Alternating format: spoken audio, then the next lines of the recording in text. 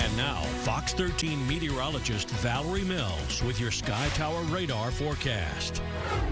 Well, our gardens have certainly been happy with all of the rain that we've been getting lately. We've kind of flipped our drought conditions just a bit. We went from the southern parts of the state under the worst of the drought conditions. Then we had all of those rounds of extreme flooding and rain south of Alligator Alley. That's completely cleared the drought for those areas. And we're looking pretty good, especially for our southern spots. But all the counties highlighted in yellow here across central parts of the state, that's where we're in the abnormally dry category. So at least the lowest factoring category of the drought monitor with some worsening conditions as we head up around the Nature Coast and the Panhandle. But overall, not too bad. We should continue to chip away at our drought conditions. As we talk about more rain for the month of July, we're looking at a relatively rainier stretch here in the next month. Outlook overall highlights most of the southeast for an above average rain chance for the month of July.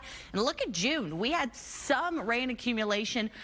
Good chunk of the month. About 2/3 of the month we were dealing with some rain accumulation. So June is the start of our rainy season.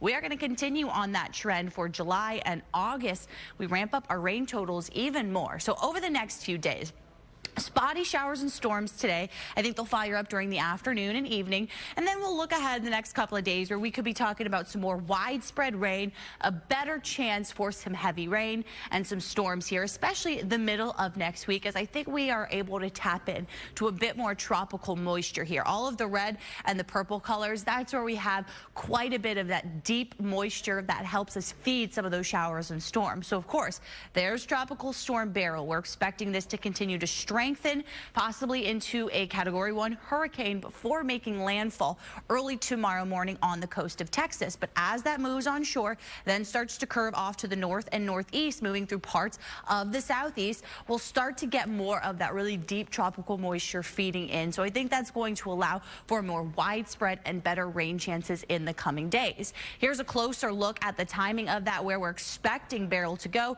It looks like just kind of north of Corpus Christi, somewhere between there and Galveston is where we're most likely to see a landfall. Heavy rains then extending inland as it continues to kind of curve, moving through parts of the country. So we'll be tracking this in the next coming days and continue to watch that through the middle, maybe even the end of this upcoming week for parts of the Midwest. Now for our local area, temperature is going to warm up pretty quickly here into the low 90s, but it's going to be feeling more like 100 out there for most areas, even up to 110 with really intense humidity again today. Not too much wind, mostly about 5 to 8 miles per hour.